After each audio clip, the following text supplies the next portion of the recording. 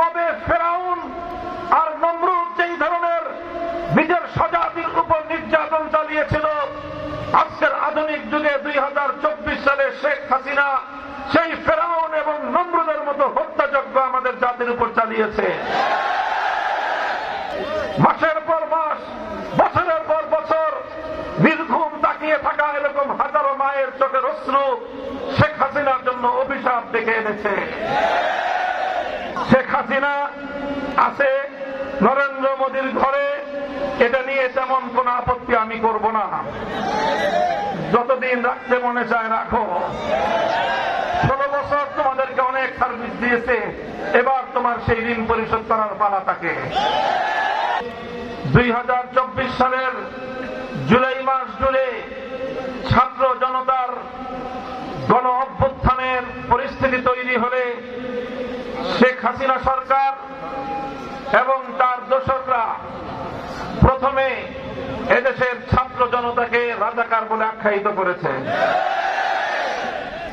যারা মেধার ভিত্তিতে একটি বৈষম্যহীন কোটা বিরোধী ব্যবস্থা দাবি করেছিল, কোটার বিলোপ চেয়েছিল, তাদেরকে রাজাকারের সন্তান আখ্যা দিয়ে বাংলাদেশের লক্ষ লক্ষ কোটি কোটি ছাত্র জনতার হৃদয়ে বিদ্রোহের আগুন ধরিয়ে দিয়েছে শেখ হাসিনা। এরপর যখন ছাত্র ছাত্রীরা শান্তিপ্রিয়ভাবে তারা তাদের আত্মমর্যাদা রক্ষা করার জন্য স্লোগানে স্লোগানে বাংলাদেশের সকল শিক্ষাঙ্গনগুলোকে মুখরিত করে তুলল, সেই ছাত্র জনতাকে দমন করার জন্য ওবায়দুল কাদের ঘোষণা দিল তাদেরকে দমন করার জন্য নাকি ছাত্রলীগই যথেষ্ট। তার ঘোষণার প্রেক্ষিতে খুনি হাসিনার সন্ত্রাসী ছাত্রলীগ, যুবলীগ, হাতুড়ি লীগ আর হেলমেট লীগ সশস্ত্র অবস্থায় এদেশের শান্তিপ্রিয় কোমলমতি ছাত্র জনতার বিরুদ্ধে তারা ঝাঁপিয়ে পড়ল। আর এভাবে গুলি করে একের পর এক হত্যা করা হলো আমাদের সন্তানদেরকে, হত্যা করা হলো আমাদের ভাই বোনদেরকে। বাংলাদেশের প্রতিটি শিক্ষাঙ্গনে ছুটল লাশের মিছিল। 3 বছরের শিশু কন্যা থেকে বহু বৃদ্ধ মানুষ পর্যন্ত কেউ রেহাই পায়নি হাসিনার এই খুনের অভিযান থেকে। বাংলাদেশের জনগণের ট্যাক্সের টাকা দিয়ে কেনা, এদেশের মানুষের নিরাপত্তার দায়িত্বে নিয়োজিত হেলিকপ্টার দিয়ে সাধারণ মানুষ, এমনকি ঘরের মধ্যে অবস্থানরত, নিজের বাসাবাড়ির ছাদের মধ্যে অবস্থানরত মানুষকে তারা গুলি করে নির্বিচারে হত্যা করল। এমন খুনের কাণ্ড, এমন হত্যাযজ্ঞ বিশ্ব ইতিহাসে বিরল। সেই কবে ফেরাউন আর নমরুদ যেই ধরনের নিজের স্বজাতির উপর নির্যাতন চালিয়েছিল, আজকের আধুনিক যুগে 2024 সালে শেখ হাসিনা সেই ফেরাউন এবং নমরুদের মতো হত্যাযজ্ঞ আমাদের জাতির উপর চালিয়েছে।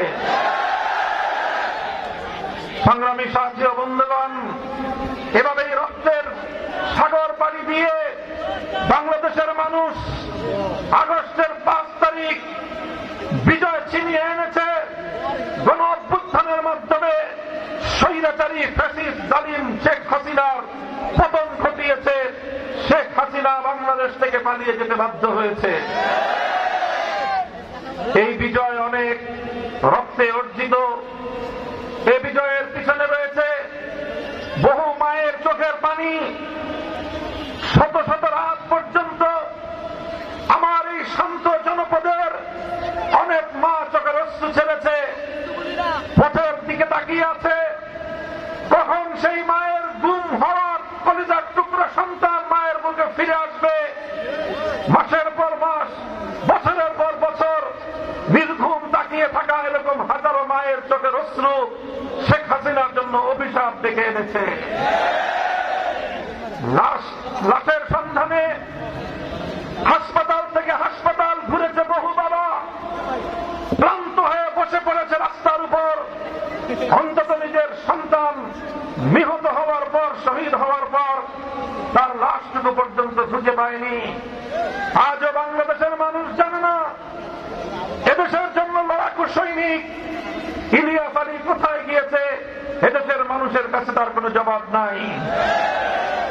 এমন একটি সরকার, যেই সরকার দেশের মায়ের কোল থেকে সন্তানকে কেড়ে নেয়, স্ত্রীর বুক থেকে তার স্বামীকে কেড়ে নেয়, ভাইয়ের কাছ থেকে বোনকে কেড়ে নেয়, বোনের কাছ থেকে ভাইকে ছিন্ন করে, সন্তানের কাছ থেকে তার বাবাকে কেড়ে নেয়।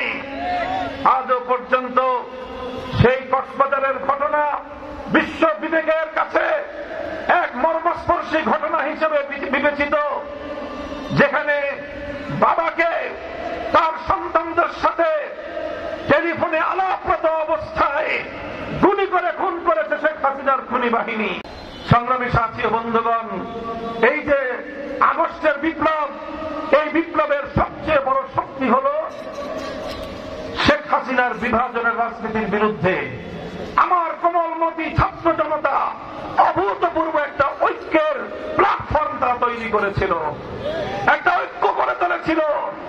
আপনারা দেখেছেন এই শেখ হাসিনা বিরোধী, বৈষম্য বিরোধী আন্দোলনে স্কুলের ছাত্ররা, কলেজের ছাত্ররা, ইউনিভার্সিটির ছাত্ররা যেমন নেমেছে, আমাদের মাদ্রাসার অঙ্গনগুলো থেকে হাজারো লাখো ছাত্র জনতা টেকনাফ থেকে তেঁতুলিয়ায় তাদের সাথে কাঁধে কাঁধ মিলিয়ে ময়দানে ঝাঁপিয়ে পড়েছিল।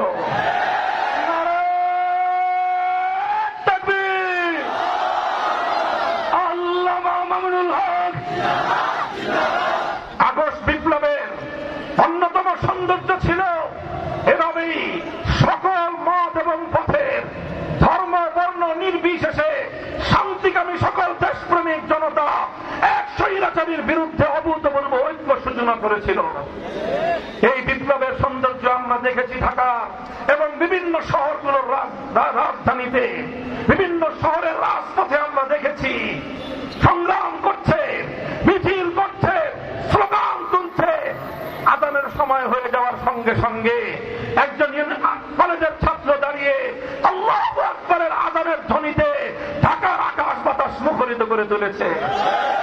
আরেকজন বিশ্ববিদ্যালয়ের ছাত্র প্রথম সামনে এগিয়ে সে ইমামতি করেছে, আর তার ইমামতিতে ঢাকার রাজপথের পিচ ঢালা রাজপথকে জায়নামাজ বানিয়েছে আমার সন্তানেরা।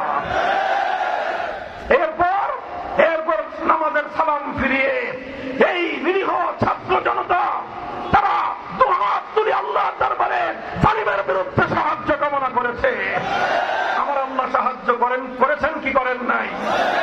আল্লাহর সেই সাহায্য যখন এসেছে, শেখ হাসিনার সমস্ত আয়োজন পানিতে ভেসে গেছে।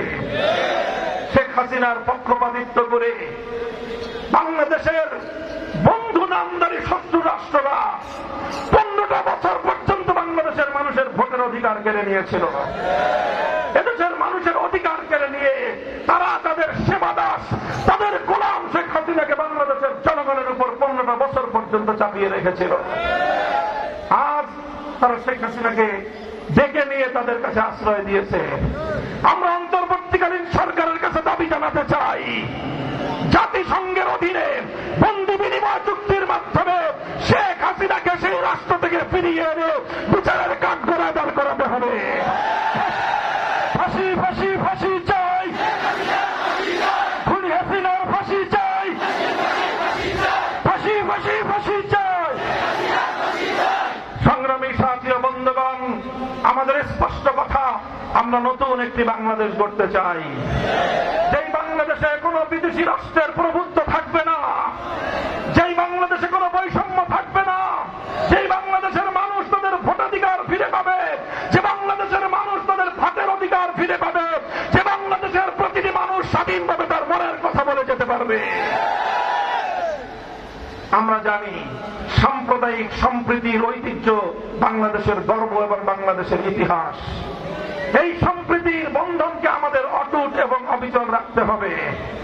আমরা দেখিয়েছি শেখ হাসিনার রাজনীতির কূটকৌশল ছিল সংখ্যালঘুদেরকে রাতের অন্ধকারে কালনাগিনী হয়ে ছবল মারত, দিনের আলোতে ওঝা হয়ে থাকতে আসত। এটা ছিল শেখ হাসিনার কৌশল। এদেশের হিন্দুদের উপর নির্যাতন করত শেখ হাসিনার হেলমেট লীগ, এদেশের হিন্দুদের বাড়িঘর কেড়ে নিত শেখ হাসিনার হাতুড়ি লীগ। যখন তারা পালিয়ে গেল, একটা দেশের মিডিয়া তারা মায়া কান্না শুরু করলো, বাংলাদেশে নাকি সংখ্যালঘু নির্যাতন হয়। বাংলাদেশের আলেম সমাজ, ইমাম সমাজ, এদেশের ইসলাম প্রিয় জনতা 1 মাস পর্যন্ত হিন্দুদের মন্দির, বৌদ্ধদের প্যাগোডা, খ্রিস্টানদের গির্জার সামনে দাঁড়িয়ে পাহারাদারি করেছে। বিগত আগস্ট বিপ্লবের পর থেকে গোটা বাংলাদেশের একজন হিন্দু বা বৌদ্ধ বা খ্রিস্টানের উপর কোন নির্যাতনের নজির নাই। আমরা আগামী দিনেও বাংলাদেশে সম্প্রীতির এই অনন্য দৃষ্টান্ত ধরে রাখব। এই বাংলাদেশ মুসলমানের, এই বাংলাদেশ হিন্দুদের, এই বাংলাদেশ বৌদ্ধদের, এই বাংলাদেশ খ্রিস্টান, ধর্ম বর্ণ নির্বিশেষে সকলের অভিন্ন বাংলাদেশ।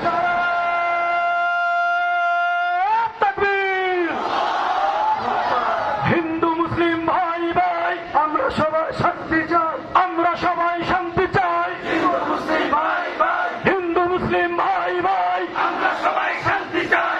নারায়ে তাকবীর। এভাবেই যদি বাংলাদেশ এগিয়ে যাবে ইনশাআল্লাহ। শেখ হাসিনা আছে নরেন্দ্র মোদীর ঘরে, এটা নিয়ে তেমন কোন আপত্তি আমি করব না। যতদিন রাখতে মনে চায় রাখো।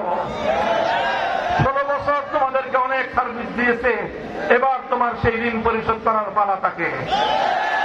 তোমার হাতে বাংলাদেশটাকে তুলে দিয়েছে, তুমি বাংলাদেশকে লুটে পুটে অনেক খেয়েছ, এবার সেখান থেকে কিছু খাওয়া। কিন্তু সেখানে বসে যদি আমার বাংলাদেশের স্বাধীনতার বিরুদ্ধে কোন ষড়যন্ত্র করে, এদেশের মুসলমান বরদাস্ত করবে না। সংগ্রামী সাথী ও বন্ধুগণ, আমার আখেরি পয়গাম আপনাদেরকে লক্ষ্য করে, এই জাগরণ আমাদেরকে ধরে রাখতে হবে। বাংলাদেশের আগস্ট বিপ্লবকে যদি ব্যর্থতার হাত থেকে রক্ষা করতে হয়, আগস্টের বিপ্লবকে যদি চূড়ান্ত মঞ্জিল পর্যন্ত পৌঁছাতে হয়, দুটি জনগোষ্ঠীকে বিশেষ ভূমিকা রাখতে হবে। প্রথম জনগোষ্ঠী হল ছাত্র জনতা, দ্বিতীয় জনগোষ্ঠী হল আলেম সমাজ। ছাত্র জনতা এবং আলেম সমাজ চৌকান্না থাকো, সতর্ক থাকো। সকল ষড়যন্ত্রকারীরা ষড়যন্ত্র করে বাংলাদেশকে আর পেছন দিকে টেনে নিতে পারবে না ইনশাআল্লাহ। রুশ ভারতের দালালেরা হুঁশিয়ার সাবধান। আপনারা একটি বৈষম্যহীন সমাজ চান, ইনসাফপূর্ণ একটি সমাজ দেখতে চান। এভাবেই ইনসাফপূর্ণ একটি বৈষম্যহীন শান্তি সুখের সমাজ যদি করতে হয়, তাহলে এর পূর্ণাঙ্গ সফলতার জন্য একটি মূলনীতির কথা স্মরণ রাখবেন। আল্লাহর এই জমিন মানব রচিত তন্ত্র মন্ত্র দিয়ে কোনদিনও পূর্ণাঙ্গ ইনসাফ পেতে পারে না। সেজন্য প্রয়োজন একটাই ব্যবস্থা, সৃষ্টিকর্তার জমিনে স্রষ্টার আইন এবং আল্লাহ পাক রব্বুল আলামিন প্রদত্ত রাজনৈতিক বন্দোবস্ত লাগবে। আল্লাহ প্রদত্ত সেই রাজনৈতিক বন্দোবস্তের নাম হলো খেলাফতের রাজনীতি। খেলাফত মানে হলো আল্লাহর প্রতিনিধিত্বের রাজনীতি। আমরা আহ্বান জানাই হাজী শরীয়তুল্লাহর স্মৃতিধন্য শরীয়তপুরের তৌহিদি জনতাকে, আসুন হাতে হাত রাখি, বাংলার টেকনাফ থেকে তেঁতুলিয়ায় আল্লাহর জমিনে খেলাফতের সোনালী শাসন ব্যবস্থা ফিরিয়ে আনি। সোনার মদিনায় যেভাবে শান্তির রাত কায়েম হয়েছিল, সবুজ বাংলায় সোনার মদিনার সেই সবুজ আদর্শ বাস্তবায়ন করি।